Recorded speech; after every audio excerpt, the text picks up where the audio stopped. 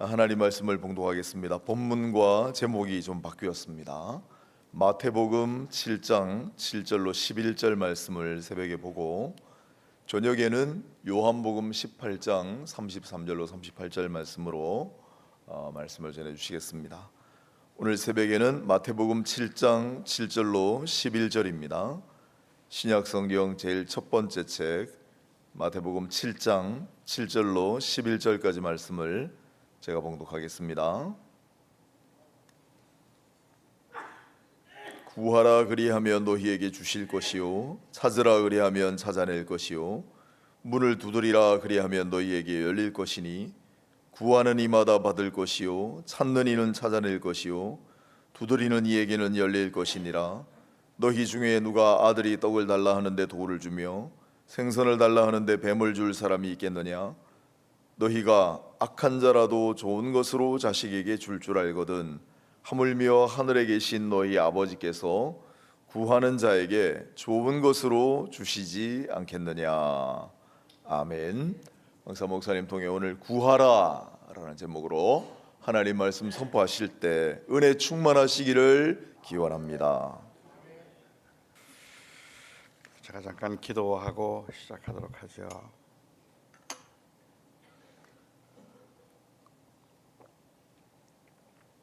우리들의 아버지가 되시는 하나님, 이 이른 아침에 저희들이 주님 앞에 나왔습니다. 주님, 사랑하는 성도들의 그 마음에 있는 소원들을 주께서 아시오니 선하게 응답하여 주시옵시고, 오늘도 우리를 향하신 하나님의 사랑과 하나님의 은혜를 깊이 경험할 수 있게 하여 주시며, 그렇게 하기 위해서 주님께서 저를 여기에 세우셨을 텐데 아버지 하나님, 제가 하나님의 영광을 가리지 않게 하여 주시옵시고, 사람의 이름이 드러나는 것이 아니라 오직 하나님의 아름다우심만 드러나는 아침이 되게 하여 주시옵소서. 예수님의 이름으로 기도합니다. 아멘. 구하라 그러면 주실 것이요, 찾으라 찾을 것이요, 두드리라 그리하면 열리리라. 여러분, 이 말씀 믿으십니까? 구하면 주시나요? 정말로 하나님 앞에 구하면 우리가 구한 것들을 하나님께서 주시나요? 캐나다에 한 작은 마을이 있었는데 그 마을이 굉장히 경건하고 조용한 마을이었어요. 그런데 거기에 술집이 하나 들어왔습니다. 나이트클럽이 새로 문을 여니까 이제 교회가 좀 긴장을 하는 거죠. 동네가 좀 시끄러워질까 봐 긴장하기도 하고, 혹시 교인들이 방탕하게 될까 봐 걱정이 되어서 그 교인들이 하나님 앞에 기도를 시작했습니다. 하나님, 저 나이트클럽이 문을 닫고 나가게 해주세요 라고 그렇게 간절하게 기도했습니다. 그런데 정말로 기도한 지 얼마 되지 않아서 이 나이트클럽에 불이 났습니다. 그리고 나이트클럽이 완전히 다 타버렸어요. 그렇게 나이트클럽이 불이 나서 다 전소가 되니까 나이트클럽 사장이 교회를 상대로 소송을 걸었습니다. 교회가 기도해서 불난 거니까 교회가 손해배상을 해야 된다는 것이었습니다. 그리고 이 교회는 변호사를 선임해서 강력하게 주장했습니다.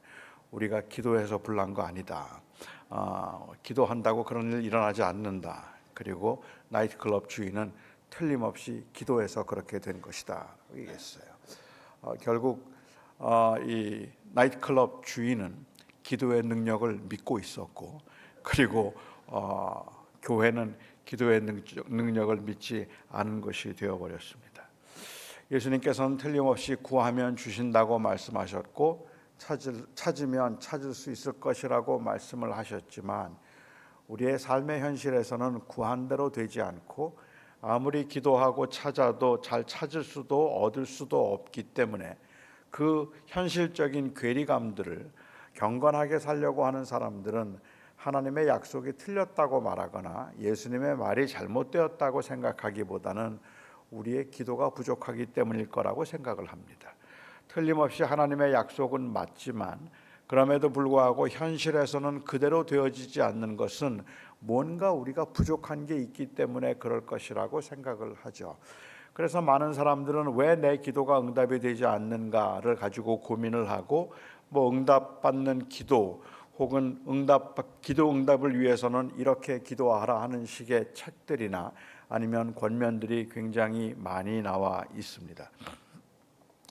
일반적으로 사람들이 생각하는 우리의 기도가 응답되지 않는 그 이유, 원인으로 일반적으로 사람들이 생각하는 건 몇 가지만 좀 살펴보자면, 우선 처음으로 생각해 볼 수 있는 것은, 사람들은 하나님은 약속은 틀림이 없지만 우리가 기도한 대로 되지 않는 것은 우리의 믿음이 부족하기 때문일 것이라고 생각합니다.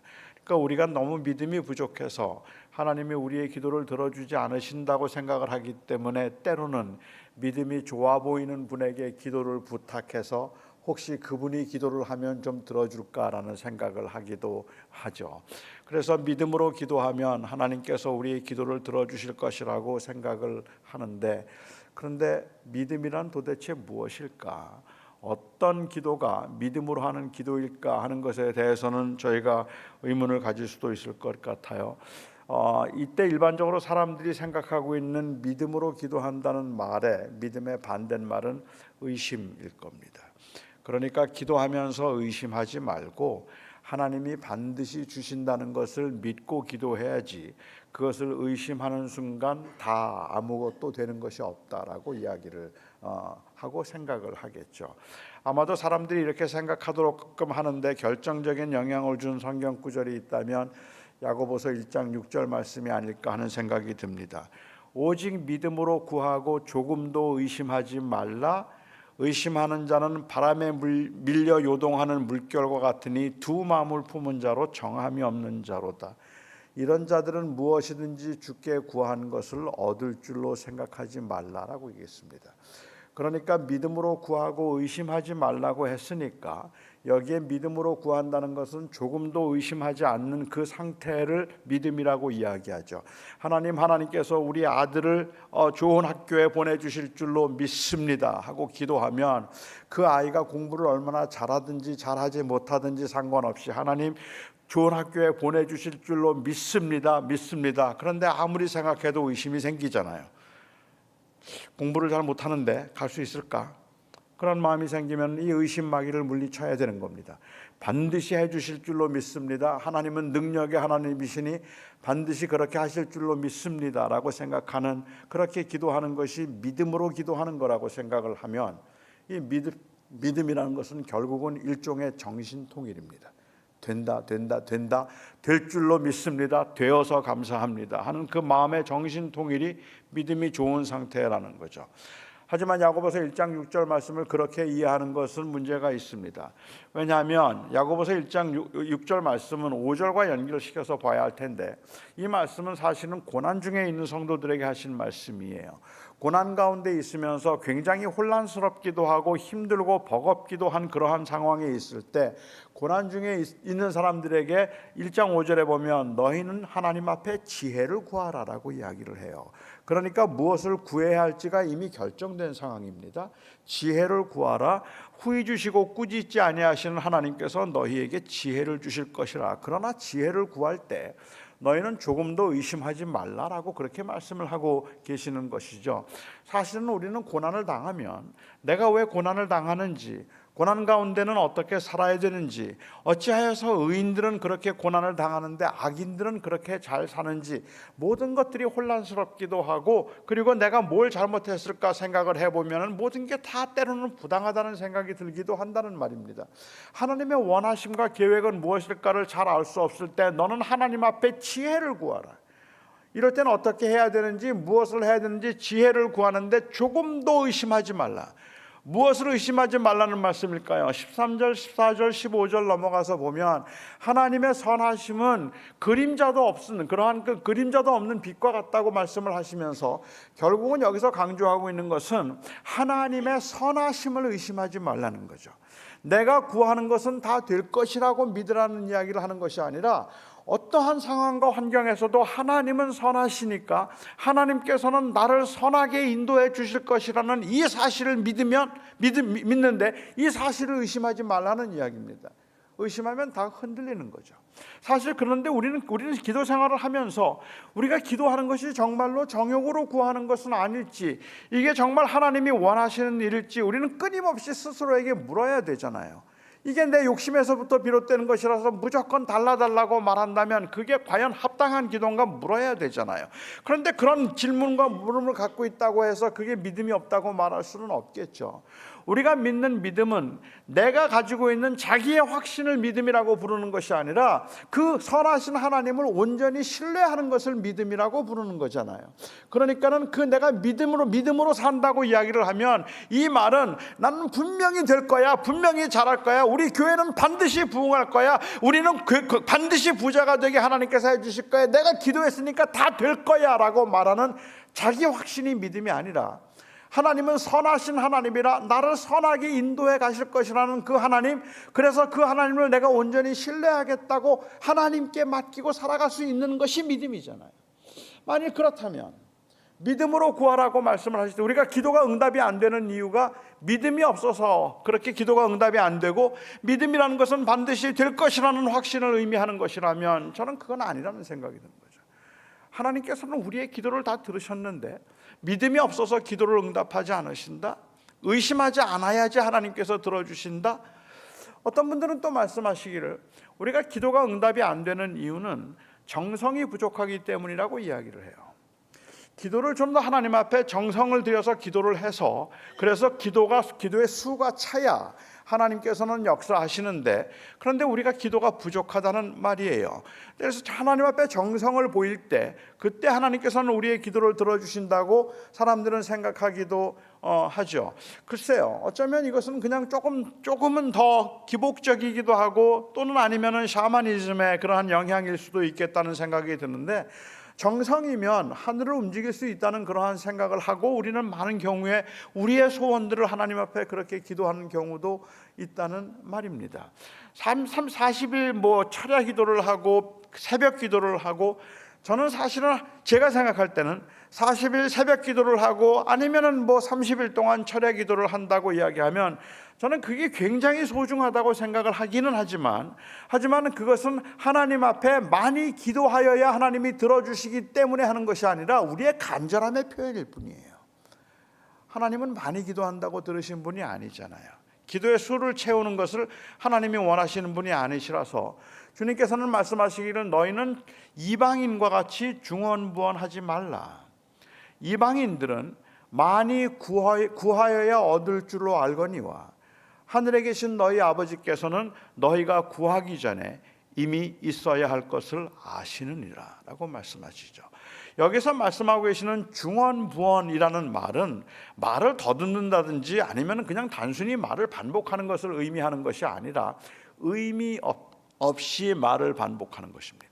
meaninglessly repeat 하는 것, 의미 없이 말을 반복한다는 이 말의 의미는 결국은 이방인들이 기도를 많이 하면 정성을 들이면 들어주신다는 생각을 했기 때문에, 그렇기 때문에 마치 묵주를 돌리듯이 하나님 들어주세요, 하나님 나 부자 만들어주세요, 하나님 나 부자 만들어주세요, 하나님 나 부자 만들어주세요, 하나님 나 부자 만들어주세요, 하나님 나 부자 만들어주세요, 하나님 나 부자 만들어주세요. 200번 했다, 300번 남았다, 하나님 나 부자 만들어주세요, 부자 만들어주세요. 그래서 500번을 채우면 하나님께서 우리의 기도를 들어주신다고 생각하는 이방인처럼 생각하지 말라는 거예요. 그렇게 기도 많이 한다고 되는 거 아니라는 말씀을 하시는 거죠. 하지만 우리의 기도는 간절하면서부터 어쩔 수 없는 반복은 우린 충분히 그럴 수밖에 없죠. 기도를 정말로 많이 하시던 권사님이 한 분 계셨어요. 저희 교회 새벽마다 와서 기도를 하시는데 한 1시간쯤 매일 새벽 기도를 하시는데 얼마나 기도를 잘 하시는지, 기도를 간절하게 하시는지 참 기도를 많이 하시는 권사님이셨는데 31살 된 아들이 잔디를 깎다가 심장마비로 쓰러졌어요. 그런데 너무 늦게 발견되는 바람에 코마 상태에 들어갔습니다. 그 코마 상태에서 이제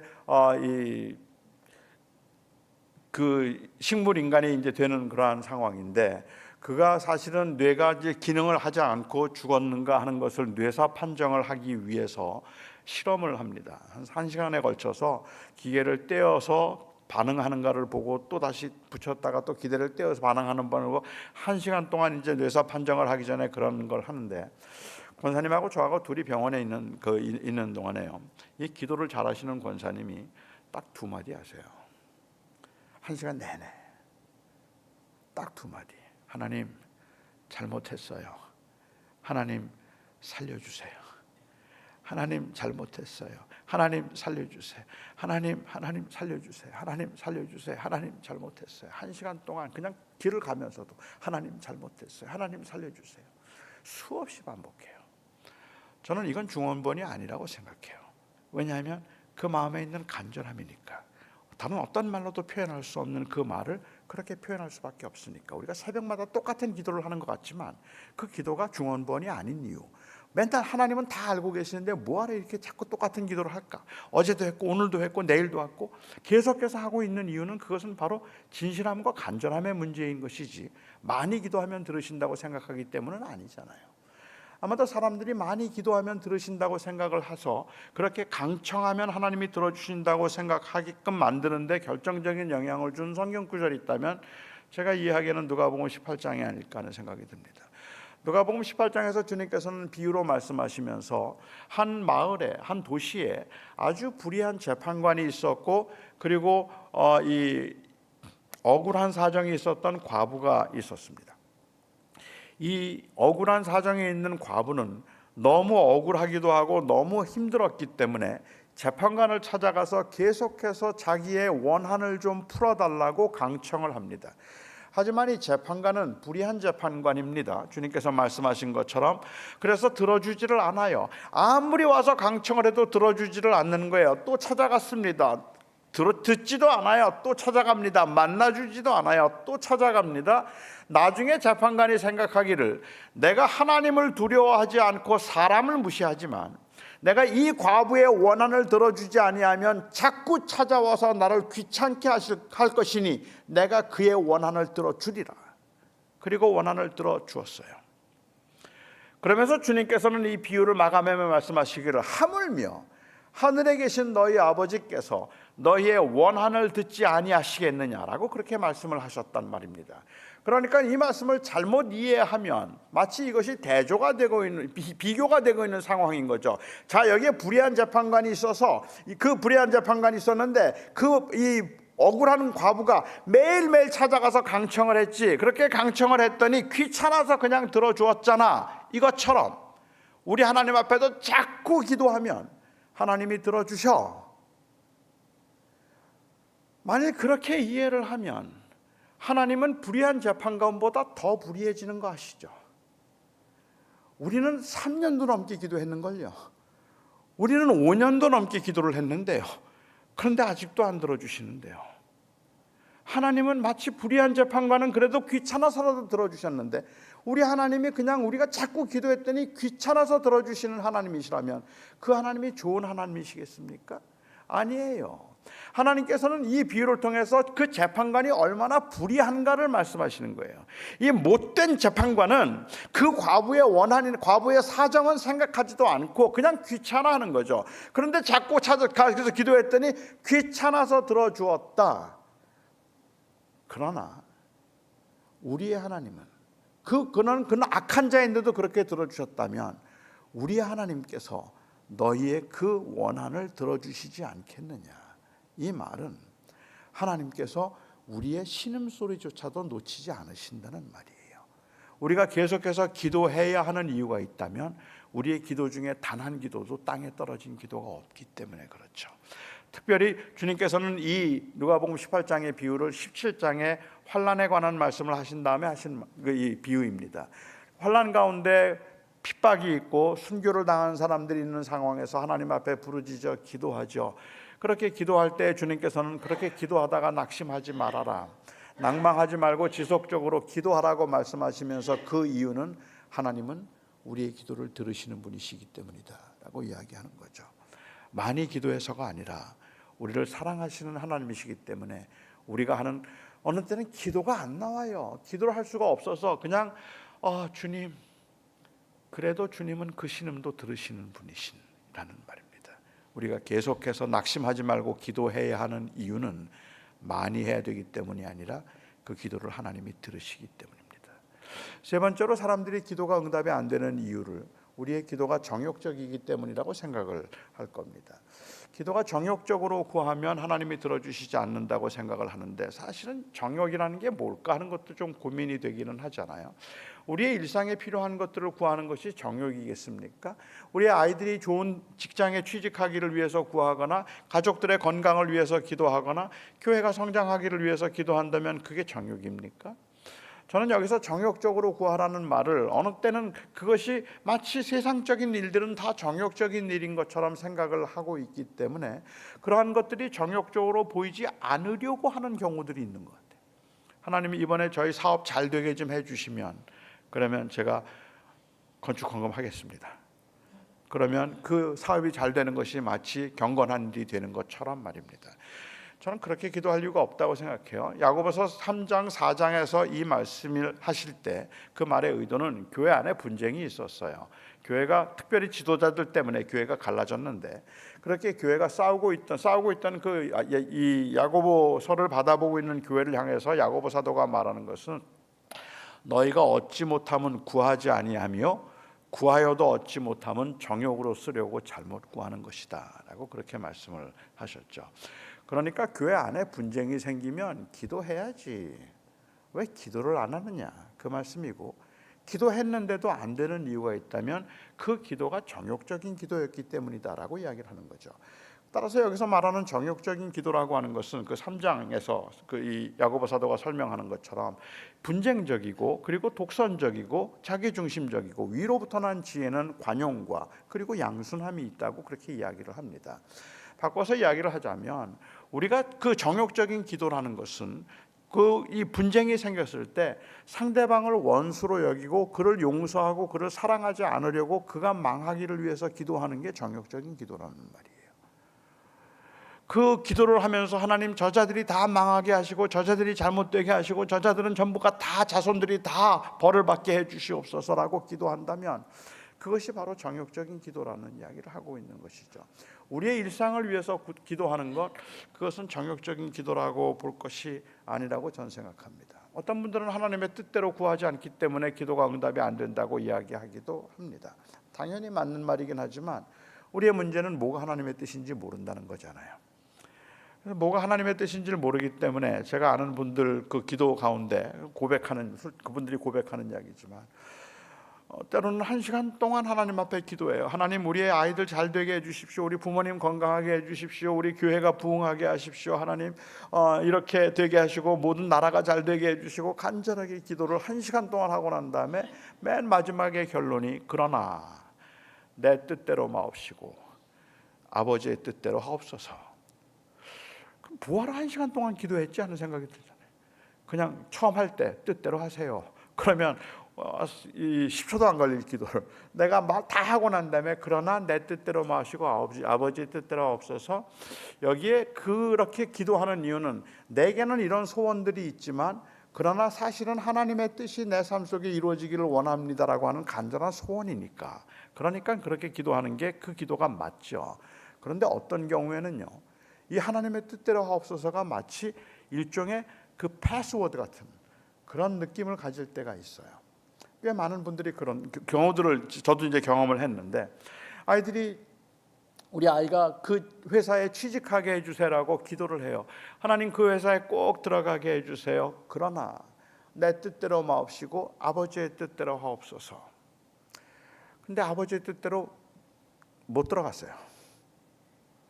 그렇게 못 들어갔으면 아버지의 뜻이구나 이렇게 생각을 하면 괜찮을 텐데, 엄청 섭섭한 거예요. 내가 뜻대로 하옵소서라고까지 기도했는데 그런데도 안 들어주시다니, 이건 너무 섭섭하다는. 그러니까 마치 하나님 앞에 내 기도가 잘 보이도록 하기 위한 일종의 포장이라고 생각을 한다면 저는 그것도 별로 의미가 없겠다는 생각이 듭니다. 왜 우리의 기도가 응답이 안 되죠? 믿음이 부족해서, 정성이 부족해서, 정욕으로 구하기 때문에, 하나님의 뜻대로 구하기 때문에. 저는 그러한 질문들에, 그런 담론들을 들으면서 제가 드는 생각은, 왜 그렇게 생각할까 하는 거예요. 하나님은 우리의 기도를 다 들으셨는데 그리고 우리의 기도를 주님께서는 반응하시고 우리의 기도를 주님께서는 귀히 여기시는데 왜 자꾸만 내 기도가 응답이 안 된다고 생각을 하고 있을까? 하나님은 내 기도를 듣지 않는다고 생각하는 건 도대체 왜 그럴까? 오늘 말씀은 그 말씀일까라는 생각을 하는 거죠. 이 말씀을 하신 후에 주님께서 사용하신 비유가 재밌습니다. 자식이 떡을 달라 하는데 돌을 줄 아비가 없으며 자식이 생선을 달라고 하는데 뱀을 줄 아비가 있겠느냐? 너희가 악한 아비라 할지라도 자식에게 좋은 것을 줄 줄 알거든 하물며 하늘에 계신 너희 아버지께서 너희에게 좋은 것을 주시지 않겠느냐? 그러니 구하라 라고 말씀하시지 않습니까? 그러면 이 비유 가운데 말씀하시는 것처럼 만약에 자식이 떡을 달라고 하면 돌을 줄 아비가 있습니까? 당연히 떡을 주죠. 떡을 달라는데 돌을 줄 아버지는 없어요. 그런데 만약에 자식이 돌을 달라고 하면 어떻습니까? 좋은 아버지라면 떡을 줄까요? 돌을 줄까요? 떡을 주겠죠. 당시 팔레스틴 지방에는 이 돌과 떡이 비슷하게 생겼다 그래요. 그래서 거무틱틱하고 딱딱하고 둥그스레하기 때문에 어린아이들의 경우에 있어서는 때로는 이 돌과 떡을 구분하지 못하는 경우도 있답니다. 그래서 아버지는 알죠. 근데 만일 자식이 떡을 달라고 말하면 당연히 떡을 주겠지만 달라고 하는 게 돌이라면 아버지가 돌을 줄까요? 떡을 줄까요? 떡을 줘야죠. 돌을 줄 아비가 있을까요? 있어요. 저 같은 아버지예요. 저는 자식이 돌을 달라고 하면 돌을 줬어요. 사실 저에게 아이가 셋이 있는데 우리 딸은 제가 학교에 있을 때 이제 태어났기 때문에 저희 딸하고는 추억이 너무 많아요. 저희 딸과 같이 기도하고 자기 전에 기도해주고 성경 읽어주고 같이 산책하고 같이 같이 목욕도 하고 너무 좋은 시간들이 많았는데 제 큰 아들은 제가 목회를 시작하고 나서 1년 조금 넘어서 이제 태어났어요. 정말 죄송하지만 저는 저희 아들을 위해 아들과 함께 기도한 기억이 없어요. 저희 아들과 함께 시간을 보낸 기억도 별로 없어요. 그 개척교회가 얼마나 바쁘고 힘든지 새벽에 아이가 잘 때 나갔다가 그리고 아이가 잠들면 들어왔어요. 그러니까는 아이하고는 같은 시간을 보내지 못했기 때문에 제 아이에 대해서 굉장히 미안한 마음이 있는 거죠. 너무 미안한 마음이 있었기 때문에 제 아이가 원하는 건 뭐든지 다 해주고 싶었고 저는 결코 좋은 아버지가 아니지만 그런데도 좋은 아버지라는 말을 좀 듣고 싶었어요. 어느 날 제 아이와 함께 그로서리 쇼핑을 가면 우리 아들이 이야기를 합니다. 아빠, 아이스크림 먹고 싶은데. 이게 저한테 얼마나 좋은 소식인지 몰라요. 아이스크림? 그럼 내가 사줘야지. 그리고는 아이스크림 파는 곳으로 가서 제 아들에게 말합니다. 네가 먹고 싶은 거 있으면 다 골라, 다 먹어. 뭐든지 다 골라, 내가 다 사준다. 이 아이는 정말로 좋아서 정말? 그리고는 자기가 원하는 것들을 막 이것저것 다 고릅니다. 저는 다 사줍니다. 아빠, 빵 먹고 싶은데? 그럼 빵 사줘야지. 그리고는 또 빵 파는 곳으로 가서 아이가 원하는 대로 빵을 사줍니다. 나오면서 아이가 하는 그 말, 저의 마음을 가장 기쁘게 하는 말. 아빠가 최고야. 엄마는 안 사줘. 이 말이 얼마나 듣기 좋은 말인지. 아빠가 엄마보다는 좋지. 아빠가 최고야 라고 이야기를 해요. 그리고 집에 돌아가면 제 아내가 그야말로 난리가 납니다. 난리가 나요. 도대체 아이가 이거 다 먹고 죽어도 좋으냐부터 시작을 해서 아이가 사달란다고 다 사주는 아버지가 어디에 있느냐, 도대체 아이를 생각을 하는 거냐 안 하는 거냐 막 야단을 치는 거죠. 결국 제 경우에 있어서는 제 아내는 그 아이가 엄마에 대해서 불평을 하든 원망을 하든 그 엄마의 가장 큰 관심은 좋은 엄마라는 말을 듣는 것이 아니라 아이의 웰빙이에요. 그러니까 아이가 원하는 대로 해주지 않아요. 아이에게 좋은 것만 해줘요. 저는 좋은 아버지가 아님에도 불구하고 좋은 아버지라는 말을 듣고 싶은 거예요. 그렇기 때문에 저의 궁극적인 관심은 아이의 웰빙이 아니라 저의 이름이에요. 저희가 그렇게 부르는 거죠. 그렇기 때문에 저는 아이에게 그것이 해가 되든 독이 되든 그냥 좋은 것을 주는 것이 아니라 구한 것을 줘요. 하나님께서 만일 그냥 하나님이 우리에게 하나님은 좋은 분이라고 하는 이름을 원하셨다면 하나님은 우리가 구하는 대로 다 주시면 됩니다. 그게 독이든 그게 떡이든 그게 돌이든 뭐든 하나님이 주시겠죠. 하지만 하나님께서 좋으신 아버지이시라면 하나님은 우리가 떡을 구할 때 떡을 주시겠지만 돌을 구한다고 돌을 안 주십니다. 돌을 구해도 떡을 주십니다. 가장 좋은 것이 무엇인가를 주님께서 주고자 하시는 것이죠. 만약에 구하지 않는다면 어떻습니까? 자식이 굉장히 고집이 세요. 자존심이 강해요. 자기에게 필요한데 배가 고픈데도 불구하고 안 구해요. 안 구하면 아버지가 떡을 먹어야 되는 시간인데 떡을 구하지 않는다면 아버지가 그 아이에게, 배고픈 아이에게 떡을 줄까요? 안 줄까요? 좋은 아버지라면 떡을 줘야 되겠죠. 사실은 그 아이가 구하지 않는다고 해서 안 줄 수는 없는 거예요. 구하지 않아도 좋은 건 주어야 합니다. 저는 제가 지금까지 살아오면서 누리고 있는 많은 좋은 것들이 모두가 다 제가 기도한 기도의 결과라고 그렇게 말씀드릴 수가 없어요. 제가 누리고 있는 꽤 좋은 것들 중에 정말 훨씬 더 많은 부분들은 저의 교만함 때문에, 아니면 저의 이 게으름 때문에 구하지 않았음에도 불구하고 하나님께서 저에게 좋은 것을 주셨어요. 제가 가지고 있는 것들은 제 구한 것의 결과는 아닌 거죠. 아니, 사실은 하나님께서 왜 나에게, 이 퍼거슨 교수라는 분이 말씀하신 것처럼 하나님이 왜 나에게 내가 구하는 것을 주지 않는가 하는 것을 가지고 우리가 답답해하고 놀라는 것보다 우리를 더 놀랍게 만드는 것은 안 구했는데도 왜 주셨는가 하는 거예요. 구하지 않았는데도 주신 게 훨씬 더 많아요. 하나님께서는 우리가 안 구하면 안 주시는 그런 하나님은 아니시죠. 예전에 제가 청년 때는요, 이 배우자를 위한 기도가 굉장히 유행이었던 때가 있었습니다.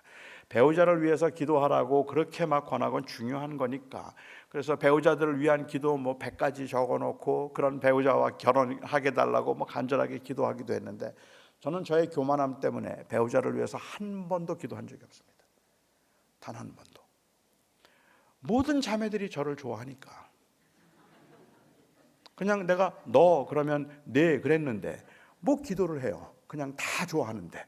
저는 거의 교만함으로 기도 안 했어요. 나는 원하는 자매와 결혼할 수 있다라는 이 자만감. 물론 그 자만감은 제 외모에서부터 나오는 거지만 기도 안 했거든요.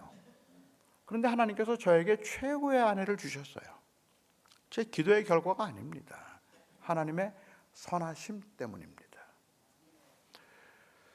자, 지금 제가 좀 문제가 생기지 않았나요? 우리가 기도를 한다면, 떡을 구하면 떡을 주시고, 돌을 구해도 떡을 주시고, 안 구해도 떡을 주신다면 왜 기도해요? 기도 안 해도 되잖아요. 저는 여기에 기도에 대한 오해가 있다고 생각해요. 하나님께서 우리에게 기도하라고 하시고 예수님께서 구하라고 말씀하실 때 이 말씀은 우리의 필요를 채울 수 있는 수단으로서 기도를 말씀하고 계시는 것이 아니라 하나님을 아버지로 경험할 수 있는 그 수단으로서 말씀하고 계시는 거죠. 하나님이 우리와 함께 하시고 우리와 동행하신다는 것을 우리로 하여금 경험하도록 하기 위해서 하나님께서 우리에게 주신 아름다운 특권이 바로 기도하라는 것입니다.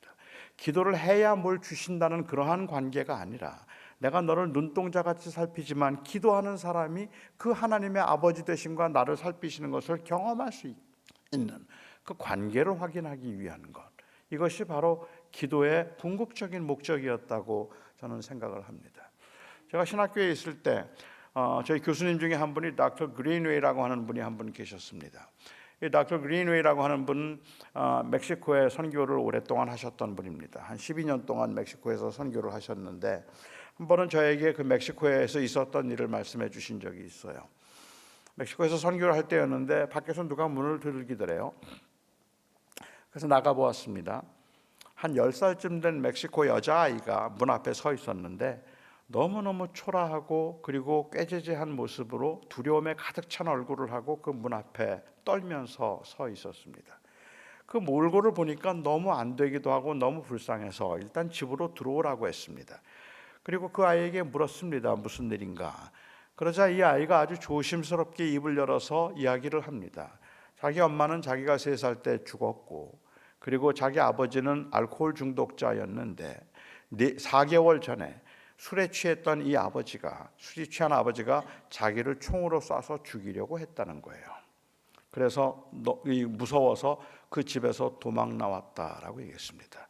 4개월 전에 자기를 총으로 쏴서 죽이려는 알코올 중독자 아버지를 피해서 도망 나와서 그 4개월 동안 이 동네 저 동네 다니면서 구걸을 하기도 하고 쓰레기통을 뒤져서 허기진 배를 채우기도 하고 굶기도 밥 먹듯 하면서 그렇게 흘러 그 마을까지 들어왔는데, 이 집이 선교사님의 집이라는 것을 알고는 저녁 한 끼를 좀 얻어 먹을 수 있을까 하는 그 생각이 들어서 문을 두드린 거죠. 그런데 그린웨이가 이 아이에게 그냥 저녁 한 끼 먹여서 보낼 수가 없었어요. 그 험한 세상에서 이 아이에게 그냥 밥 한 끼 줘서 보내는 것으로는 아니겠다 싶어서 일단은 그 아이를 집에 있으라고 했습니다. 그래서 집에 머물도록 그렇게 하고 가족들이 의논을 했어요. 딸이 넷이 그 당시에 있었는데 4명의 딸과 가족들이 함께 의논을 해서 내린 결정은 그 아이가 괜찮다고 하면 합법적인 절차를 거쳐서 이 아이를 입양하자는 것이었습니다. 그대로 버리는 건 아니니까 우리는 이 아이를 입양하기로 그렇게 했어요. 아이가 좋게 생각을 했기 때문에 마침내 입양 절차를 다 마치고 그리고 그 아이를 입양하게 되었습니다. 입양하면서 그린웨이가 그 아이에게 말했다 그래요. 이제부터 내가 네 아버지야. 네가 필요한 게 있으면 뭐든지 나한테 말해. 내가 갖고 싶은 거 있으면 이 집에 있는 거 다 내가 가져도 돼. 내가 힘들거나 내가 원하는 게 있다면 뭐든지 나한테 말해. 나는 네 아버지다. 이 아이가 고맙다고 그러겠다고 했습니다. 하지만 이 여자아이는 한 번도 그린웨이에게 무엇을 구하지 않았습니다. 여러분은 이 아이의 심정을 이해하실 수 있겠습니까? 아직까지 사랑을 한 번도 받아본 적이 없는 그 아이가 지금 누리고 있는 이 충격적인 이 사랑과 혜택 가운데서 나는 네 아버지라고 말하지만 그렇지만은 아버지에 대한 그러한 그 따뜻함을 모르는 이 아이로서는 뭔가를 구하는 게 힘들겠죠. 눈치가 보였을지도 모릅니다. 저는 이 아이의 심정을 조금은 이해할 수 있습니다. 저희가 아이가 셋이 있는데 우리 막내 아들은 이제 26살이 됩니다. 근데 이 막내 아들은 1살 조금 넘었을 때 한국에서 저희가 입양한 아들입니다. 이 아이를 저희가 입양하면서 저는 하나님께서 우리 가정에 참 순한 아이를 주셨다고 생각을 했어요. 왜냐하면 잘 울지를 않아요.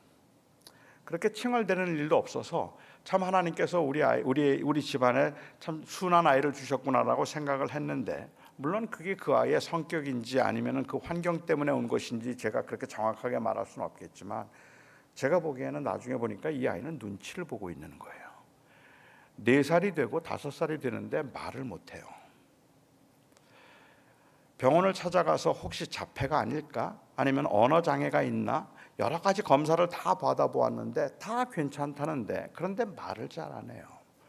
이 아이가 5살 때, 자기 형하고 5살 차이입니다. 형은 장난이 심해요. 그래서 동생이 이 장난감을 가지고 이제 혼자 놀고 있으면 거기에 가서 그냥 장난감을 확 낚아채 갖고 그리고는 도망가죠. 그렇게 도망가면 보통 가정에서는 그날 집에서 난리가 나야 되는 거 맞잖아요.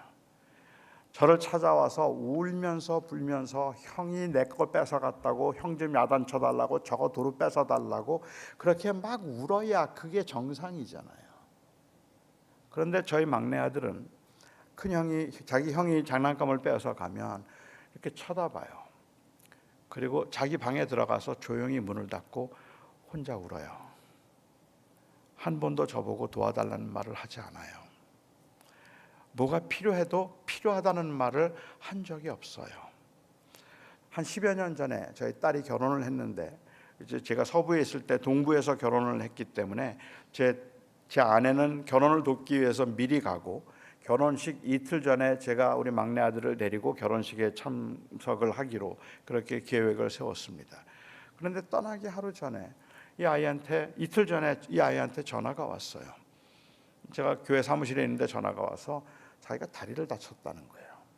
근데 그 말을 듣는 순간에 갑자기 짜증이 나더라고요. 아니 지금 이제 비행기도 타야 되고 그리고 또 큰일이 있는데 왜 또 어떻게 하다 다리를 다쳤어? 그렇지만 뭐 제가 그렇게 표현할 수 있는 건 아니니까 많이 다쳤어 라고 얘기했더니 저희 아이의 특유의 대답, 그냥 조금 그래요. 제가 그러면 내일 모레 비행기를 타야 되는데 오늘 내가 그 이야기를 해놓을 테니까 우선 침을 한번 맞아보는 게 좋겠다. 그래서 일단 침을 한번 맞아보고 그리고 다음 날 한번 결과를 봐서 우리가 결정하자라고 했습니다. 제 아들이 좋다 그랬죠. 그 침을 부탁해서 한 분이 오셔서 침을 놔 주셨어요. 물어봤더니 다리가 좀 붓기는 했는데 아직 잘 모르겠다고 한 번 더 맞아보자고 그래요. 그래서 그 다음 날 침을 한 번 더 맞기로 하고 제가 집에 들어가서 저희 아들에게 얘기했습니다. 내일 침 한 번 더 맞아보고 아마 괜찮아질 거야, 좋아질 거니까 침 한 번 더 맞아보고 그리고 우리 가자라고 얘기했습니다. 저희 아들이 그러겠다 그랬어요. 저는 이제 그리고 집에 방에 들어갔다가 새벽에 새벽 기도를 가기 위해서 나왔는데 한 4시 반쯤 방에서 나왔는데 우리 아들 방에 불이 켜져 있어요. 제가 들어갔습니다. 이 아이가 밤새도록 울었어요. 너무 다리가 아파서 그냥 눈이 퉁퉁 부을 정도로 밤새도록 울었어요. 그래서 제가 그 아이에게 많이 아파? 그 아이의 특유의 대답, 괜찮아 그래요. I'm okay. I'm okay. 그래서 제가 오늘 침 한 번 더 맞으면 괜찮을 거야. 그리고는 난 오늘 바쁘니까 교회 가야 돼 하고선 교회로 나갔죠. 근데 교회 가 있는데 마음이 영 불편한 거예요. 그래서 오전에 제가 다시 집으로 들어와서 그 아이를 데리고 응급실로 갔습니다. 의사 선생님이 진찰을 해보더니 깜짝 놀래요. 굉장히 많이 아팠을 텐데 어떻게 참았느냐는 거예요. 다리뼈가 2개가 부러져서 어긋나 있었어요. 뼈가 2개가 부러져서 어긋나서 다리가 이제 붓기 시작하는 거죠. 근데 그 말을 듣는 순간에 제 마음에 그냥 뭔가 맞은 것 같은 그런 느낌, 그런 마음이 들고 마음이 너무 안 되기도 한 거죠. 진찰을 다 받고 이제 치료를 다 받고 그리고 제 차 뒤에 태웠는데 제 차의 뒤에 타자마자 이 아이가 울면서 딱 2마디를 해요. 아빠 미안해. 아빠 고마워. 그 말을 듣는데 제가 견딜 수가 없더라고요. 그러니까 저도 모르게 그냥 소리를 질렀어요. 이놈아! 그럴 때는 미안하다 그러는 거 아니야. 그럴 때는 고맙다 그러는 거 아니야. 그럴 때는 화를 내는 거야. 그럴 때는 나한테 짜증을 부리는 거야. 아빠 들었지? 다리 부러졌대잖아. 아빠는 교회가 더 중요해? 아니면 내가 더 중요해? 그렇게 말하는 거야. 미안해가 뭐야? 뭐가 고마운데? 저도 모르게 그냥 소리를 질렀어요. 제 마음속에 들었던 그 안타까움과 아쉬운 마음은 이 아이는 아직도 나를 아버지라고 생각하지 않나 하는 그것 때문이에요. 왜 자기가 아픈데 아프다는 이야기 못하지? 왜 힘든데 힘들다는 이야기를 왜 못하지? 왜 아직도 눈치를 보지? 그게 저는 마음이 너무 아파서 이놈아 그럴 때는 그러는 거 아니야. 울어야지. 그럴 때는 화를 내야지. 왜 그 말 한마디를 못하고 그냥 그걸 내내 참아내는데 그게 저는 속상했던 거죠. 그린이가 서재에 앉아 있는데 이 아이가 조용히 들어왔어요. 그리고는 그 책상 옆에 섰습니다. 돌아앉으면서 물었어요. 왜 무슨 일이야? 무슨 일인데? 그러자 그 아이가 아주 조심스럽게 입을 열어서 말을 했습니다. 아빠, 신발끈이 하나 필요해요. 그 말을 듣는 순간 그린웨이는 돌아앉아서 울었다고 했습니다. 얘가 나보고 아빠라 그랬다. 얘가 자기가 필요한 걸 나한테 사달라고 말했다. 그게 너무 좋아서. 결국은 무엇을 구했느냐의 문제가 아니라 관계 때문이죠. 얘가 나를 아버지라고 생각하고 자기의 필요한 것을 구할 수 있고 자기가 어렵고 힘든 것들을 말할 수 있는 그 관계, 그를 그렇게 생각하고 있었다면 그걸 하나님께서는 기뻐하시는 것이죠. 예수님께서 구하라, 찾으라, 두드리라, 그리고 내가 네 좋은 아버지인 것을 알라라고 말씀하셨다면 그냥 단순히 우리가 필요한 것들을 채워주기 위해서, 우리가 원하는 것들을 주기 위해서 주님께서 이러한 방법으로 주님이 기도를 하라고 말씀하시는 것이 아니라 내가 너 함께 한다, 내가 너 지킨다, 그러니까 무엇이든지 나한테 구하라라고 그렇게 말씀하시는 거죠. 우리는 때로는 우리가 원하는 대로 응답이 되지 않는 것 같아서 답답하고 절망하기도 하지만 어쩌면 우리는 기도를 하면서 정말로 하나님을 나의 아버지, 나의 모든 삶을 주관하시는 좋으신 아버지라고 여기기보다는 오히려 그냥 어떤 창고지기처럼 생각을 하고 어떻게 하면 저분의 마음을 움직여서 내가 원하는 걸 받아낼 수 있을까 하는 것들을 고민하고 있는 것이 기도 응답받는 비결을 말하고 있는 그러한 담론인 것 같아서 속이 상한단 말입니다. 하나님은 다 들으셨는데, 하나님은 다 아시는데, 하나님이 원하시는 것은 우리를 위해서 미리 다 주실 것을 준비하셨다 할지라도 하나님이 원하시는 것은 바로 우리가 하나님 앞에 서 있는 것인데, 그리고 하나님과 교제하는 것인데, 얼마나 많은 사람들이, 얼마나 많은 교인들이 기도를 하다가 기도를 멈추었는지, 아무리 기도해도 안 돼요 라고 말해요. 아무리 기도해도 안 돼요. 그래서 나는 이제 기도하다가 마음에 상처를 받기도 하고 기도를 하다가 마음이 상하기도 하고 때로는 기도하는데 낙심이 되기도 하고 어느 때는 기도를 하면서 말할 수 없는 죄책감을 느끼기도 하죠. 내가 기도가 부족하고 정성이 부족해서 내가 이렇게 힘들게 사는 거라고 생각을 하는 경우도 있는 것 같아요. 아니요. 하나님께서는 우리의 신음도 들으시는 하나님이 원하시는 것은 무엇이든지 가지고 나와 있는 바로 그 자녀들이에요. 우리들을 원하시는 거죠. 저는 이 아침에 우리가 기도를 다시 시작할 수 있는 이유는, 다시 기도를 시작해야 되는 이유는 하나님께서는 우리를 원하시는 거기 때문이죠. 그 하나님께서 우리에게 말씀하시는 겁니다. 힘드니? 힘들면 말해. 부족한 거 있니? 부족한 거 있으면 말해. 내가 내 아버지야. 물론 어느 때는 하나님께서 내 기도를 원하는 대로 들어주시지 않으시는 것 때문에 섭섭할 수도 있겠지만 기도를 통해서 하나님이 나의 아버지 되심을 경험하고 나면 사실은 우리는 그 안에서 참된 위로를 경험할 수도 있는 거죠. 우리 막내 첫째 아들 얘기를 제가 좀 전에 드렸었는데 우리 첫째 아들하고 저하고는 시간을 그렇게 많이 보낸 적이 없습니다. 어쩌다 한번 제가 그 아이를 데리고 이 토이자러스라고 하는 장난감 가게를 갔어요. 굉장히 큰 장난감 가게인데 그 장난감 가게를 그 아들을 데리고 가면서 제가 좀 허세를 떨었죠. 제 아들 이름이 승우인데, 승우야, 넌 오늘 네가 원하는 거 내가 다 사준다. 원하는 거 있으면 한번 골라봐. 그랬더니 우리 큰 아들이 정말? 그리고는 들어가자마자 뛰기 시작해요. 한참을 뛰어다니더니 뭔가 큰 걸 하나 가지고 왔어요. 그리고는 아빠 이거 사줘 그래요. 제가 그걸 보니까 너무 비싸요. 제가 아들에게 얘기했습니다. 야, 그거 너무 비싸잖아. 아빠가 목사인데 무슨 돈이 있냐? 그거 너무 비싼 것 같아. 그거 말고 다른 것 좀 가서 골라봐. 제 아들이 투덜투덜 날립니다. 아니 다 사준다 그랬잖아. 뭐든지 다 사준다 그래놓고서는 왜 이거는 안 되는 건데 이건 왜 안 되는 건데 근데 그건 너무 비싸. 아무튼 가서 다른 것 좀 골라봐. 다른 것 좀 찾아봐. 그럼 제 아들이 투덜투덜 거리면서 그냥 뭐 짜증을 부리면서 또 나가요. 그리고는 또 막 뛰어다녀요. 그러다가 뭐 하나를 또 가지고 와요. 그리고는 아빠 이거. 근데 제가 보니까 좀 위험해요. 그건 너무 위험하다. 그거 말고 다른 거. 아니 다 사준다 그래놓고 뭐든지 원하는 거 있으면 고르라 그래놓고서는 왜 이건 또 안 되는 건데 뭐 불평을 하죠. 하여튼 다른 거 갖고 와. 그건 안 해. 그건 안 돼. 안 돼. 그러면 또 막 뛰어요. 그리고는 어디서 조그만 거 하나 갖고 와요. 자기 생각엔 그게 사줄 것 같은지 가져와서 아빠 이건 진짜 자기가 갖고 싶은 거래요. 이건 꼭 사줘야 된다 그래요. 근데 뭐 비싸지도 않고 괜찮아 보여요. 그래서 제가 그래 그럼 내가 그거 사줄게. 그리고는 제가 그 장난감을 이제 사주죠. 그러면 그걸 가지고 나오면서 제 이 아들이 얼마나 기뻐하는지. 아빠는 내가 알고 있는 최고의 아빠라고 막 그러면서 그렇게 좋아할 수가 없어요.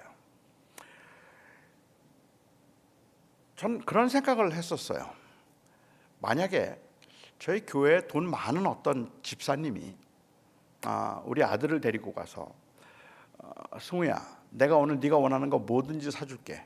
한번 골라봐. 그러면 그때 7살 된 제 아들이 뛰었을까 하는 생각부터 했어요. 뛰었을까요? 아마 마음속으로 많이 생각을 했을 것 같아요. 이 아저씨가 왜 이러지? 뭘 사달라고 하면 괜찮을까? 내가 원하는 걸 구하기보다 뭘 사달라고 하면 괜찮을까를 아마 생각을 많이 할 겁니다. 그리고 조심스럽게 고르겠죠. 아주 비싼 것도 고르지 않을 거고 아주 위험한 것도 고르지 않을 거고 아마 적당하다고 생각되는 걸 골라서 아저씨 이거 사주세요 라고 했는데 그 아저씨가 그건 너무 비싸 라고 말하면 제 아들은 상처받습니다. 왜요? 아버지가 아니니까. 제 아들이 제가 그건 안 돼라는 말에 노여워하지 않는 이유는, 처음에는 화를 내는 것 같았지만 노여워하지 않았던 이유는 그것은 아버지를 신뢰하기 때문인 거죠. 아버지가 나에게 좋은 것을 줄 거라는 믿음이 있기 때문에 원하는 대로 구할 수 있는 거예요. 저희가 오늘 이 아침에 우리가 만약에 하나님이 들어주실 만한 것들, 그리고 하나님이 물 구하라거나 아니면 우리가 하나님께서 우리가 구하는 것을 다 주신다면 솔직히 저희는 너무 겁이 나서 기도 못할걸요. 우리는 뭐가 좋은지 몰라요. 그게 얼마나 위험한 건지도 몰라요. 그런데 우리는 구해요. 왜요? 하나님이 좋은 걸 주신다는 믿음이 있기 때문에.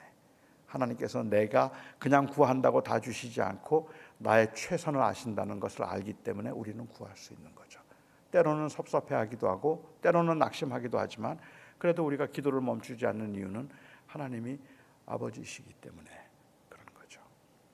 아마 여러분들 중에는 내 기도가 잘 응답이 안 되는 것 같아서 답답해하거나 어떻게 기도하면 내 기도가 내 원하는 대로 될 수 있을까를 생각하면서 굉장히 고민하거나, 혹은 어떤 분들의 경우에 있어서는 나는 그냥 잘하고 있는데 별로 필요한 게 없어서 기도의 필요를 느끼지 못하는 분들도 계실지 모르겠습니다. 하지만 그 모든 경우에 우리는 가장 소중한 걸 놓치는 겁니다. 하나님께서는 우리의 필요를 채우기 위해서 필요한 것을 구하라고 말씀하지 않고 하나님의 아버지 되심을 경험하도록 하기 위해서 필요한 것을 구하라고 하십니다. 돈 없어도 살 것 같은 사람이라도, 그리고 건강이 그야말로 최고라고 생각하는 사람, 그래서 아주 건강이 최상의 상태에 있는 분이라고 할지라도 때로는 우리의 건강을 위해서, 때로는 사람의 내 부족함을 위해서 하나님 앞에 우리가 기도하고 무엇이든지 하나님 앞에 나올 수 있는 이유는 그것은 필요를 채우기 위해서가 아닙니다. 기도가 필요를 채우기 위한 수단이라고 생각을 하기 때문에 요즘에 젊은이들이 기도를 안 해요. 왜냐하면 특별히 미국 가 있는 2세들은 기도 거의 안 합니다. 그들이 보기에는 하나님이 안 도와주셔도 잘 살고 있다고 생각하기 때문이에요. 기도할 게 별로 없어요. 저는 그들에게 너무 안타까운 거죠. 너무 소중한 걸 놓치고 있다고 생각되기 때문에 그렇죠. 하나님을 놓치고 있으니까. 사랑하는 성도 여러분, 오늘 주님께서 우리들에게 원하시는 건 우리입니다. 그냥 여러분의 마음에 있는 소원들, 답답한 것들, 하나님 아니면 누구에게 털어놓을까 싶은 것들을 하나님 앞에 무엇이든지 나에게 구하라, 찾으라, 두드리라. 내가 네 아버지인 것을 알라. 기도하겠습니다. 자비로우신 아버지 하나님, 우리 인생은 우리가 살기에는 좀 버거워서 부족한 것들이 너무 많기 때문에 우리는 기도를 통해서 우리의 필요한 것들을 채우며 살아갈 수 있으면 좋겠다고 생각할 때가 너무 많지만, 하나님께서 기도를 통하여서 하나님 당신을 우리에게 주셨습니다.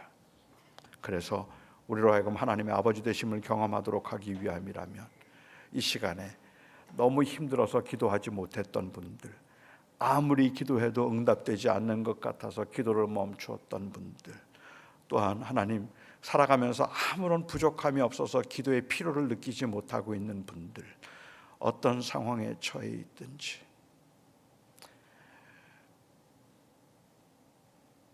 우리의 부족과 한계를, 그리고 우리의 삶을 하나님 앞에 내어놓고 하나님 앞에 아버지라 그 부르는 그 한마디에도 하나님은 기뻐하실 줄 믿습니다. 오늘도 이 아침에 성도들의 기도를 응답하셔서 이 기도를 통하여 하나님을 경험하고 그 마음에 세상이 줄 수 없는 평안을 누리게 하여 주시옵소서. 예수님의 이름으로 기도합니다.